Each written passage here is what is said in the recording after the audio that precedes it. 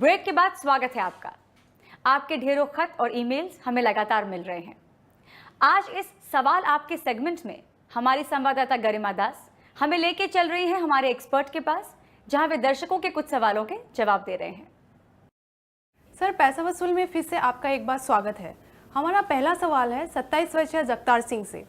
जगतार एक government employ है और उनका महीने का 13,000 रुपये सैलरी है। वे महीने में 1,000 रुपये आरडी में जमा करते हैं और उनका एक जीवन बीमा है जहां वे महीने में 1,450 रुपये का प्रीमियम भरते हैं।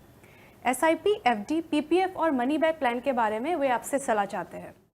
जगतार सिंह जी, आपने 1,000 रुपये की आरडी और 1,450 रुपये तक का एक ट्रेडिशनल इंश्योरेंस प्लान अभी से इन्वेस्ट कर दिया है। बहुत बढ़िया काम किया। लेकिन ट्रेडिशनल इंश्योरेंस प्लान जो होता है वो करीब 8% तक का रिटर्न जनरेट करता है, जिससे आपको अगर 35 साल की पॉलिसी है तो करीब 29 लाख रुपए आपको उससे रिटर्न मिलेगा। इससे बेहतर उपाय मैं आपको बता सकता हूं। अगर आप उसी कंपनी का टर्म प्लान ले लेते हैं और टर्म इंश्योरेंस में आप अगर 35 साल का अगर आपका पीरियड रहता है तो आप केवल 3,000 से लेकर 7,500 रुपए तक प्रीमियम में आप करीब 30 लाख रुपए तक का इंश्योरेंस कवर ले सकते हैं। बाकी बचे अराउंड 14,000 से 10,000 रुपए वो आप किसी अच्छे इक्विटी म्यूचुअल फंड्स में अगर आपने इन्वेस्ट कर दिए तो अगर 12% रिटर्न जनरेट होगा तो उससे 48 लाख रुपए जमा होंगे, और वही म्यूचुअल फंड ने अगर 15% तक का भी रिटर्न जनरेट करके दिया तो 35 वर्ष में 1 करोड़ से ज्यादा का रिटर्न आप बना पाएंगे। मैं मानता हूं कि म्यूचुअल फंड इन्वेस्टमेंट ये रिस्क होती है, इसमें मार्केट रिस्क तो जरूर है, लेकिन आपकी उम्र अभी केवल 27 साल की है। 27 के वर्ष में और सरकारी नौकरी में होने के बाद आप थोड़ा रिस्क तो जरूर ले सकते हैं। तो मेरी ये आपसे राय है कि आपने एक अच्छे से म्यूचुअल फंड्स में सिस्टमैटिक इन्वेस्टमेंट प्लान के जरिए अपने रिटायरमेंट तक इन्वेस्ट करते रहना चाहिए। फाइनेंशियल प्लानिंग का अगर मापदंड देखें तो उसमें 100 माइनस आपका एज, मतलब आपके केस में 100 माइनस 27, 73% आपकी जो बचत है वो इक्विटी फंड्स में होनी चाहिए या इक्विटी में होनी चाहिए। आप मुझे पीपीएफ के बारे में पूछ रहे हैं। मेरी ये राय है कि आप सरकारी कर्मचारी हैं और 1 जनवरी 2004 के बाद जितने भी सरकारी कर्मचारी सरकारी नौकरियों में लगे हैं उनको गवर्नमेंट प्रोविडेंट फंड जो है ये अप्लाई होता नहीं है। इसके अलावा उनको नेशनल पेंशन स्कीम ये अनिवार्य की गई है। अब आपको अलग से पब्लिक प्रोविडेंट फंड ओपन करने की मुझे तो कोई इसमें ज़रूरत नहीं लगती। लेकिन जो भी आपकी बचत है वो सारी बचत अगर आप अच्छे इक्विटी म्यूचुअल फंड्स के एसआईपी के ज़रिए आप अगर निवेश करते रहेंगे तो आप अपना बहुत अच्छा रिटर्न्स जनरेट कर पाएंगे। अगर आपने करीब 30 लाख रुपए तक का टर्म इंश्योरेंस और करीब हर महीने 3,000 रुपए की एसआईपी अपने रिटायर होने तक अगर आप निवेश करते रहें तो आप देखेंगे कि आपका पैसा ही आपके लिए पैसा कमाएगा। लेकिन आपने जो मनी बैक पॉलिसी की बात कही है उसके बारे में मेरी यह राय है कि उससे आप दूर रहेंगे तो बेहतर होगा। दूसरा सवाल है आशीष भारद्वाज से। आशीष जीवन बीमा पॉलिसीज के बारे में जानना चाहते हैं। आशीष जी, इंश्योरेंस के बारे में तो मैं एक ही बात कहूंगा, जो परिवार से सचमुच करता है प्यार वो इंश्योरेंस से कैसे करे इनकार। मैं तो ये कहता हूं कि इंश्योरेंस हर कमाने वाले व्यक्ति के लिए अनिवार्य है।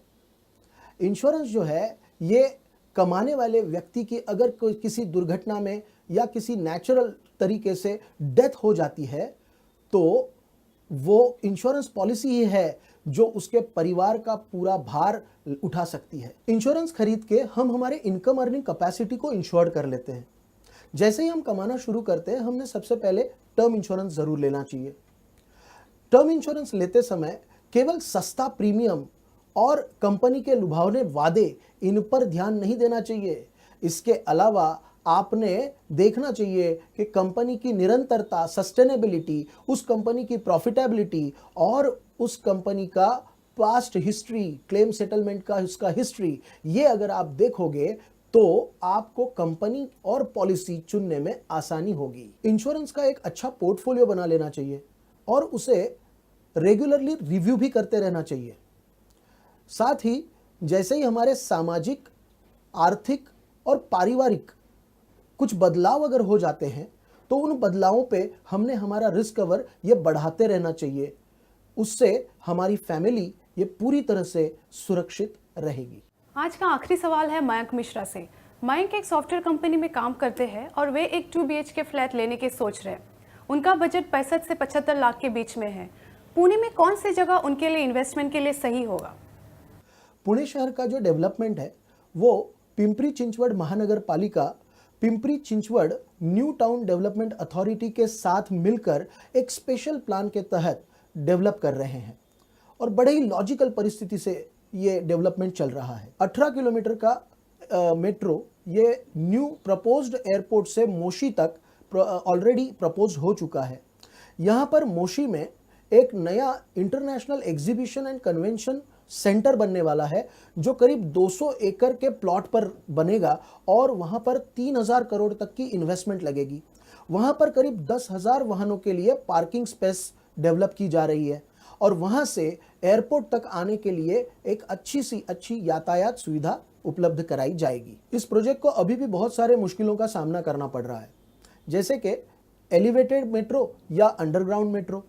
बफर जोन एरिया के ऊपर भी बहुत सारा विवाद चल रहा है। मैं जी फ्लैट खरीदने के लिए जो आप एरिया देख रहे हैं उसमें से औंध, वाकड़, बाणेर या बालेवाड़ी ऐसे एरिया में अगर आप फ्लैट लेते हैं तो वाकड़ और औंध में से जो मेट्रो जाएगी उसके वजह से आपके प्रॉपर्टी की फ्यूचर में कीमत बहुत अच्छी बढ़ जाएगी। और मैं तो ये कहूँगा कि आप जो बजट आपका है 65 से 75 लाख का, उसमें औंध या वाकड़ जैसे एरिया में आपको बहुत ही आसानी से 2 से 3 BHK तक का फ्लैट मिल जाएगा।